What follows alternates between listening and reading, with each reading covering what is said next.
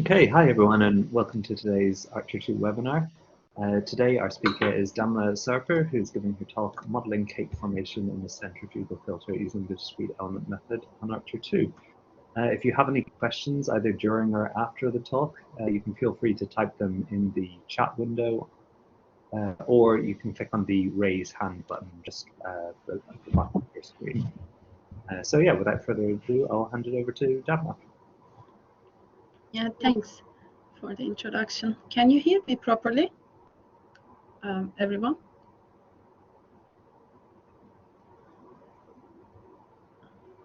Yes, okay, good. So yeah, my name is Damla and I am doing my doctoral studies in Aalto University in Finland. And a couple of months ago, I visited University of Edinburgh. My host was Dr. Kevin, and we worked on this specific project together. And I got funding for this project within the HPC Europa 3 program from EPCC. So I will describe you what kind of process it is first, because I'm a chemical engineer as a background, but I don't know how many people here are really working on that field. So I will describe first the process itself a bit from chemical engineering field, and then describe the problem and the modeling aspect. So I don't know how many of you before heard the term centrifugal filtration, but it is actually a process that exists even in your everyday lives. If you think about a washing machine, for example, or a salad spinner, these are examples of actually centrifugal filtration. So the idea is that you have two baskets, and the inner basket has holes on it, and you feed inside a solid and liquid. In the case of washing machine, for example, you have the dirty clothes and the detergent water. With the effect of the rotation, the dirt goes to the liquid phase and the liquid is filtered out. And the solid, the clothes, stay inside of the machine. So the same way in the salad spinner, you have the salad that is wet because you washed it, and then the liquid goes out with the possible dirt on the salad, and you have the dried, dewatered salad. So we use the same operation in a chemical engineering field. And what do I mean by chemical engineering field? I mean, for example, if you imagine the production of pharmaceuticals or production of chemical products, we call this field chemical process industry. And what we do is we first have a raw material in our hands, and then we process these raw materials to be able to make them able to be react with each other. So let's say you have a wood and you want to do something, extract something out of it. So you first remove the bark out of it, for example. This is the upstream. Then we have a reaction phase where we actually produce our product, the chemical that we want. And in the last stage, which is downstream, you have a lot of other materials around your product. These are unwanted materials, and you want to get rid of them. And downstream processes are used to get rid of these impurities, and you're left with the pure product at the end. So centrifugal filtration fits into the downstream category in this equation. One of the things that it is very good at is dewatering things and separating two immiscible phases from each other.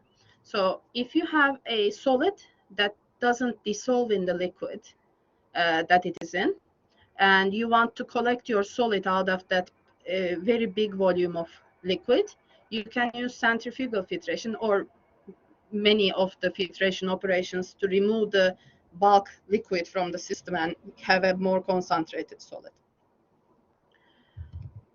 So here you can see on the right top, this is the machine that we use in the laboratory scale, for example. And this is the kind of the representation illustration of the same machine. So what do I mean by lab scale? We have a couple of scales when we are talking about chemical process engineering. We have the laboratory scale where you basically are in a lab and it's a tabletop size equipment, if you think about that, and you carry out first experiments in this, and then the data you get from this is not really directly transferable to industry. So there is a mid-scale equipment category where we call them pilot equipment, and in this picture you see a pilot scale centrifuge. So there you get the data from lab, you apply it and you plan the pilot scale, and then in pilot scale you basically do a demo of production that you're going to do in big industrial scale, but with smaller materials, a smaller amount of materials and smaller machines. And then you go to the industrial scale, which is the biggest scale where you do the actual production. So where do we use this machine, which industries? It's basically in many of the biochemical productions. As I said, as long as the solid is the valuable thing and it doesn't dissolve significantly in the liquid and you want to get rid of the liquid, this process is very applicable. And because it is centrifugal filtration, the name implies that we are using rotation actually. So we are creating the centrifugal force. It is actually one of the most effective filtration methods of dewatering things. So this method is applied quite often in conventional pharmaceutical industry, in biorefineries, in producing biotechnological products. But there are, of course, some downsides to everything that is good. The first thing is it is quite high-speed equipment. So we are talking about 1,500 RPM rotation, for example, and the smaller machines can go up to 10,000, 20,000 rounds per minute rotation. So this kind of high speed, if you put a chemical, organic chemical in this kind of high-speed rotation, you can get like self-igniting, so the organic material could ignite and you can get explosions. So because of this, these machines need to be built with a very safety critical approach. So they have a lot of control mechanism on them. So it is not just two baskets within each other. It needs to be controlled very precisely. Therefore, their initial investment, so if you want to buy this machine to produce, it is quite high. So one of the machines that I showed you, for example, this pilot scale machine, costs around approximately 400,000 euros as a starting point. And another thing is, so of course, because of this, you need to also maintain this machine. There are high operating costs associated due to this. Another problem with this machine is that actually in the theoretical knowledge part, the normal filtration is explained quite nicely with Bach laws, but when we go into the centrifugal field, when we have this kind of high speeds, formation of turbulence, and we have the particle effects, we actually don't have a nice representing model, reliable model that is able to describe this system. So it's a bit like a black box. We don't exactly know what's happening. We know the result, and everyone is basically trying to optimize the result with experiments for their own specific product. But what we wanted to do was to take a step back and try to make it a bit more global modeling approach, if we can. Of course, it is not possible to completely mathematically solve this problem because it's quite complicated physics in it. But so we tried to use this DEM CFD coupling approach to make a better model to describe the system. So here we have this DEM CFD coupling is actually applied to filtration processes in the late years. You can see in the literature, and DEM part of it is the discrete element method, which is a particle scale model where you model the particle-particle interactions and what the forces affecting on the particles. And in the CFD, there could be mesh-free and mesh-based methods where you calculate the fluid interaction, fluid calculations. So with Dr. Kevin, we focused on the DEM part as a starting point. So in this part, we don't have any discussions about the fluid. So if you come to the modeling case, so I started first of all with this smaller machine, the laboratory scale machine, and I used that as my basis for this modeling case that I'm creating on the computer. So let's look inside what's happening inside the centrifuge first of all. This is the illustration that is representing the centrifuge. The B is the rotating inner basket, perforated inner basket. So it is basically this black hole design here is represented by B here. And A is the outer basket, which is in the back. And inlet pipe that you're not able to see here, but we have an inlet pipe that is in the center, which is attached to the static outer basket. So what you're doing is that we have a pipe. We are piping fluid into a rotating basket. And this fluid also contains the solids inside. They are mixed. They are in a suspension, so the solids are suspended in it. And the moment they come into the centrifugal force field, they start separating into phases, obviously based on their density differences. So the denser particles will be the fastest to go out. And then you have the mixture, and then you have the clear liquid. And of course, you even have air or some other gas in this system. But we will ignore this part for now, the air gas part. So the this operation is quite similar to what is known as sedimentation. In sedimentation, basically, you would leave a liquid that is containing solids, and with time, with the effect of gravity, the dense solids will separate and go to bottom, and the clear liquid will be left on top.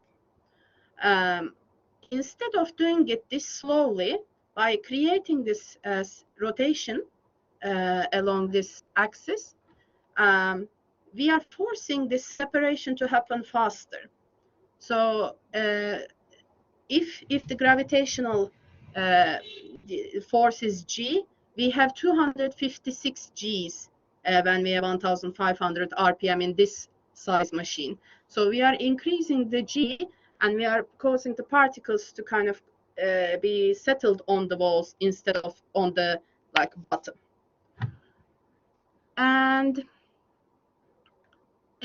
what I used is that in this kind of this scale machine, this machine is able to take around 500 milliliters suspension maximum. So I decided to go and calculate backwards from what I can do with this machine in the real life in the experiment, and use those numbers to calculate backwards. So I started with this 300 milliliters of suspension, which contains 17.5% solid in it. And my solid is calcium carbonate, which is not a completely spherical crystal, but it is a quite nicely shaped crystal. So it behaves actually quite nicely when it's filtered. It is close to spherical assumption. And in the lab, I will be feeding the suspension for 1 minute, but I will be rotating the basket for approximately 5 to 10 minutes to complete the total operation. And according to the literature I read and the talks that I had with the manufacturers of this machine, it takes around 1.5 minutes, 2 minutes in this case maximum to form the actual cake. So it is actually quite a fast process. It's almost equal to the time of feeding, let's say. And here we have the spherical particles assumption. What I did was I went to the lab and I got this calcium carbonate material sample, and I put it into a solution.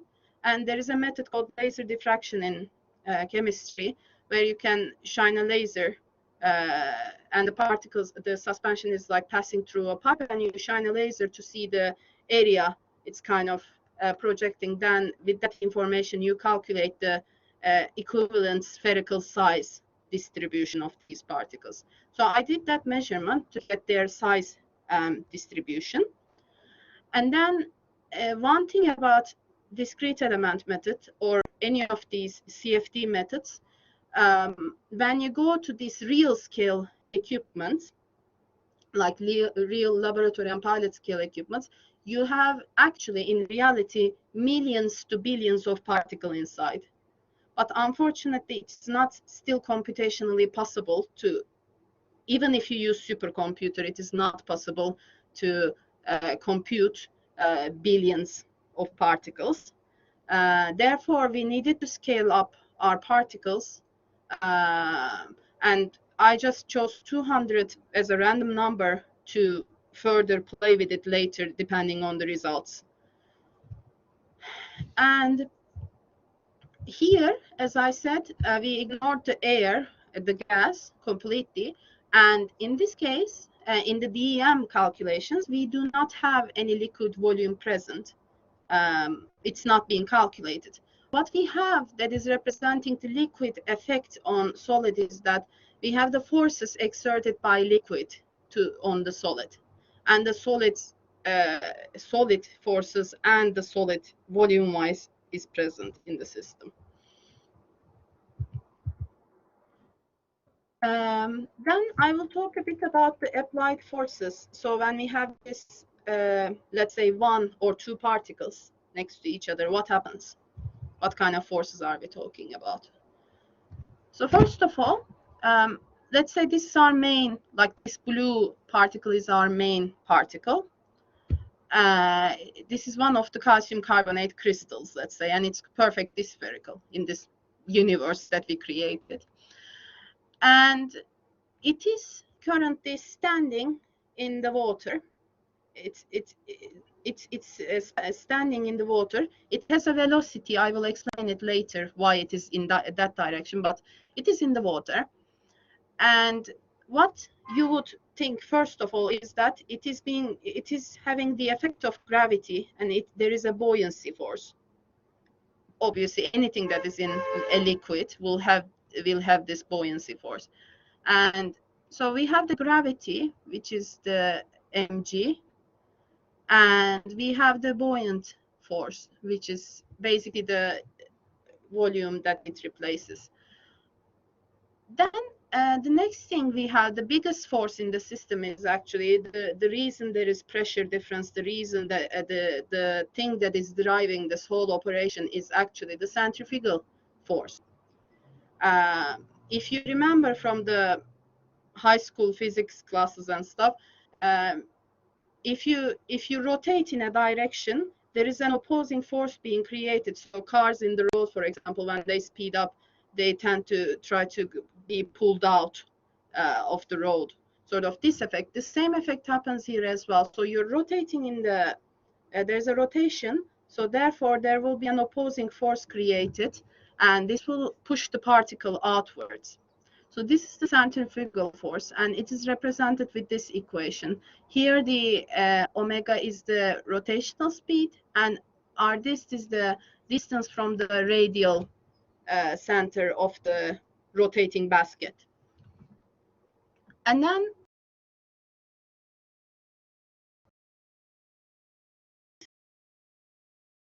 the bigger forces in the system, drag is the opposing force.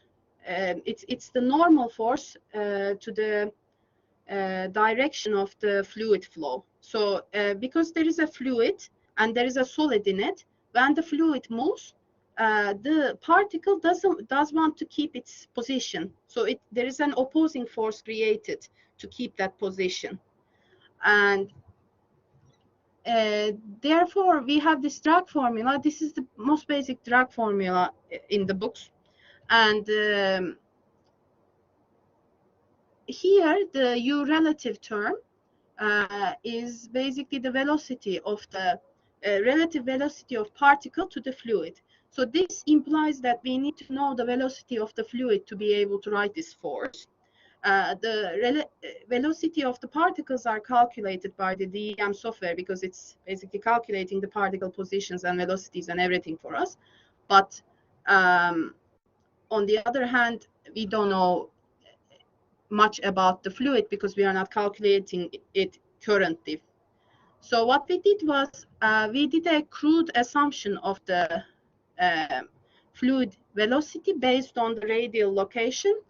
And the second thing is that why does it point upwards but not just to the side like the centrifugal force direction, is that if you think about the pipe, here I drew it with red, when you shoot through the pipe, probably with the effect of the turbulence, what we are thinking is that the particles and the flow will actually turn upwards a bit, that kind of vortex sort of effect. So therefore, we don't know how long this takes, this turn, but for the initial first crude assumption, we can say that this fluid velocity is going sort of upwards and to the left with respect to the wherever the location it is at radial distance from the center of the basket. So then we have the important force in the DEM calculation is actually the contact force, which is created if the two particles are contacting each other. And we are using a Hertzian model, which has soft spheres approach, meaning that if the two particles collide with each other, they will overlap. They are allowed to overlap. And here, the overlap term, so we are describing the bouncing back action after the collision with hypothetical spring constants, let's say. So it's acting like a spring because it's bouncing back after the collision, the particles generally in the opposite direction. So this law is describing it with that. And there is some damping constants that are used. These can be, for example, for if there is a liquid around, there could be damping effects from that and this kind of damping constants. And this is calculated for both normal direction and tangential direction. So I described almost all of the forces here except one. This is something that we didn't add at the beginning into the simulation, but we added later, which is the cohesive force. And in the field of chemistry, like cohesion and adhesion could be maybe understood separately, but basically in this case, cohesion and adhesion is all in this cohesive force that we used. And this will allow us to have actually particles stick to each other or particles having sticking with the wall. So this sticking behavior could be represented with this cohesive force.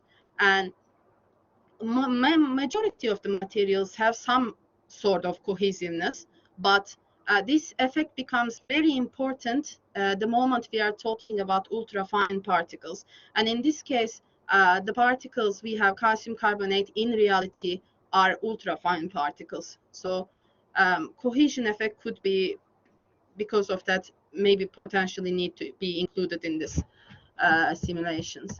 And here, this is like a very basic formula. It has just one parameter and the contact area. And this parameter is, unfortunately, doesn't really represent too much of a physical meaning. Therefore, it needs to be calibrated with some sort of experiments. And in the contact force, so we see a lot of variables here that we don't know. Like in the other forces, we are able to find density and volume of the particle. These kind of things are physical things that we can understand. But here, like, we don't know what is the spring constant and this and that. But these unknown parameters actually correlate to non-material properties such as Young's modulus, Poisson's ratio, coefficient of friction, coefficient of restitution. And these first four is somewhat possible to get with some of the experiments or through the literature. So that's how I did at least. I found some of them through the literature to be in my system as a parameter. Then another discussion in this case is that we are scaling the particle size 200 times, but we are applying the same forces. The forces doesn't scale the same way. Not all of the forces scale the same way. Meaning, if you look at the, for example, centrifugal force or gravitational force, you can see that it is always including volume of the particle, meaning that it scales up with the R cube, let's say. And we have increased our R 200 times. So R cube will increase accordingly. But when you come to the drag force, when you calculate here, it is actually scaling up with R related to particle radius, not radius square or radius cube. So due to this, we needed to introduce a dummy parameter that adds an R square into this CD calculation. So yeah, so these are the forces inside that are physically happening, but we need to describe somehow how we are feeding this to the system, this C part, because like we have the DM software that we can use to calculate and solve these equations, but we need to describe where are these particles coming from and how are they inserted. So how did we do this is that because we have a continuous flow in the pipe, but we are trying to discretize it, we created a dense packing in MATLAB. So how this happened is that, so let's say we have 60 seconds, 1 minute of feeding time. If you divide this into 60 increments, we have 1 second increments. And if you take, so if we have 360 milliliters of suspension in 60 seconds, we'll have 60 milliliters of suspension in 1 second to be added to the system. And if you take this 1 second increment, because this is a discretized method, we are going to have time steps here, step by step. So we are going to divide each second into time steps. And in my calculations, I have 3.8 million time steps per 1 second. And so if I know this number, what I assumed is every first time step, so I start at 0, every first time step, I will add 60 milliliter worth of particles, 60 milliliter suspension worth of particles, which corresponds to 150 scaled particles. By scaled, I mean sized up particles. So then I will have 3.8 million minus 1 steps for this added particles, 150 particles, to leave the pipe so that they enter to the system. And then the next, when we go to this stage, so that 1 second plus 1 time step, I can again create the next set of 60 milliliter suspension equivalent particles. So this is how we discretize the addition of the particles. And the reason why we use MATLAB for this is that I first tried to do this in DEM software, which is I'm using Lights for this, and the free version. And in the free version of Lights, the algorithm does the addition starting from the smaller particles. So it puts all the small particles, smaller size particles first, and then tries to add the bigger particles. But when you do that, the space is not efficiently distributed, so you can't fit a dense packing. It doesn't add all the particles. So to create a properly packed dense packing, we needed to write in MATLAB, sort it in a sense that first add the bigger particles and then fit the smaller particles in the leftover regions. So that's how we got a denser packing. And yeah, so this is how they look like when they are in that dense packing. So another thing that we need to do to solve this system is the boundaries, because there isn't just a solid boundary here. there is a porous media that we are talking about. And if we go back to this slide here, so we have actually many porous layers in this case. We have the basket itself is perforated, and then we have inside a filter mesh, meaning we have a plastic sheet basically that has holes in it. Unfortunately, how they look under the, I want to show you this SEM image, is that the filter mesh is double layer and it looks quite tightly packed.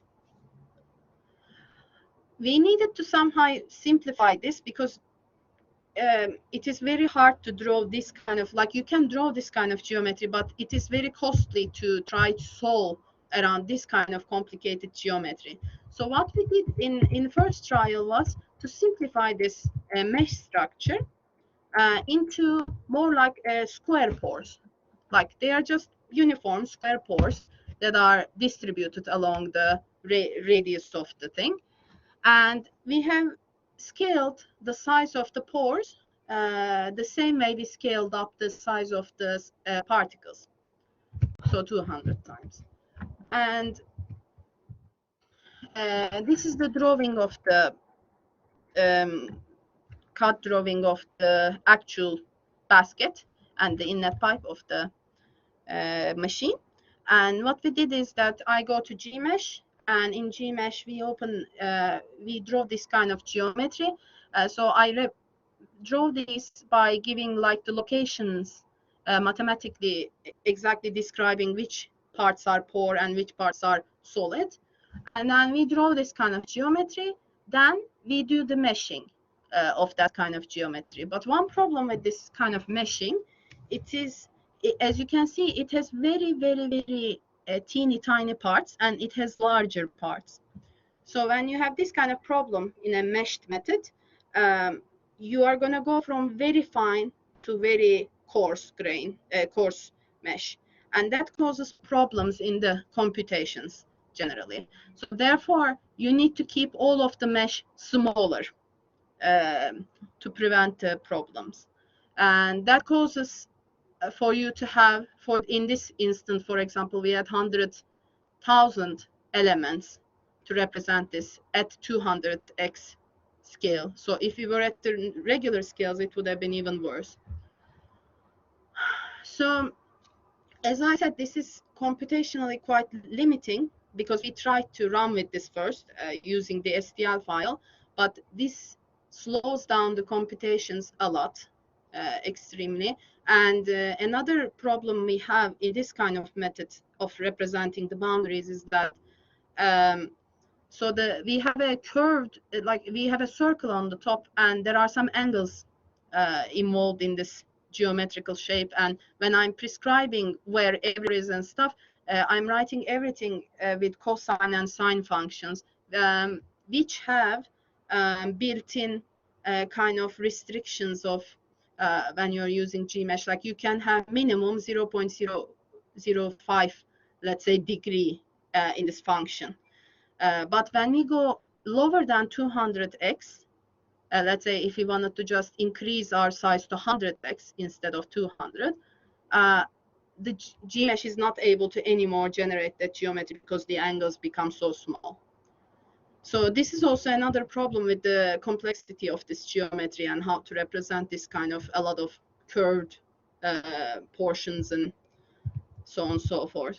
So I will closer to the end, I will discuss how we try to improve this. But first, I will continue with the results from this side when we use this sort of mesh, which is an STL file, and we put this into our system. What happened? So yeah, we put this STL file. We read this STL file, and we also read our particles, generated our particles. So in order for us to simulate 1 second of real time, it took us 0.75 days, so almost 1 day of simulation time. So if you think about that, we have 60 seconds just for feeding this solution. We will already spend 2 months for just trying to feed, simulate the feeding 1 minute of real-time simulation. And in this system, we don't even have that many particles. Anyone that is working on DEM would know that 150 particles are ridiculously small number of particles per second, or 9,000 particles in total is not so much, so many. And so what is the problem here? What caused this is that actually our biggest problem was the mesh elements, number of mesh elements, which was caused by the fact that we tried to represent the geometry with a mesh. And unfortunately, when you describe the geometry this way, this complex geometry, it acts like not a single solid body, of course. It acts like 100,000 solid particles, let's say. So this increases our count of number of particles actually in the system, in a sense. So this caused a lot of problems in terms of computational efficiency of this runs. And another thing is that with the system, of course, we have ultra fine particles normally, even though we scaled them up. With the current, when we calculate the critical time step we can get to, it's still in the 10 to the -7 level, so meaning that we will have 3.8 million time steps to simulate 1 second of time. Yeah. So what happened at the end? Were we able to simulate the cake formation? Let's see. Yep. No, we lost the particles. The particles left the system. So what happened? Why are we not able to form the cake? By cake, I mean the solid sediment on the walls. Because in reality, in real system, we should be able to see a thin layer of solids sticking to the walls. So there are a couple of effects, things that affect this in this system. So the first thing is missing effect of the particle hindrance. So we have only 150 particles in a massive system compared to 150 particles. Therefore, in normal filtration in laboratory, when you do this, you are aiming for actually a thick suspension. So you have 17.5%. The concentrations differ from 10 to 40% solids. So the idea is that the solids actually also hinder each other to exit, because there are so many of them. So we are missing that effect definitely because we have this 200x. The second thing is the boundary representation. Yeah, this is actually the biggest problem in our system currently, because it's, first of all, computationally inefficient, and second of all, like the pores are too large. You can see it physically here. So we couldn't represent this properly in the system to get that, keep the particles, contain the particles inside, and only let, like in the future, we would only leave the liquid go out. So we couldn't capture that with this assumptions we made. So then the next thing was the cohesive effects. Of course, in the real life, we have cohesion, but at the beginning of this simulations, we didn't add cohesion. But afterwards, we tried with cohesive effects as well. So it has a bit of effect, but it won't solve this whole problem of we don't have any particles inside. Why are they not staying? And another problem is, of course, we are assuming these particles are spheres, and spheres don't grip on each other because they are smooth. But in reality, we have particles that are real, which have some sort of surface roughness, surface grit. So they grip on each other actually because of that as well. But the biggest culprit of the system is actually this picture. So how I assumed in the beginning was, I was able to take this image with an optical microscope. So it was at a lower resolution. So there was some sort of square pattern that I was able to see, square to rectangle.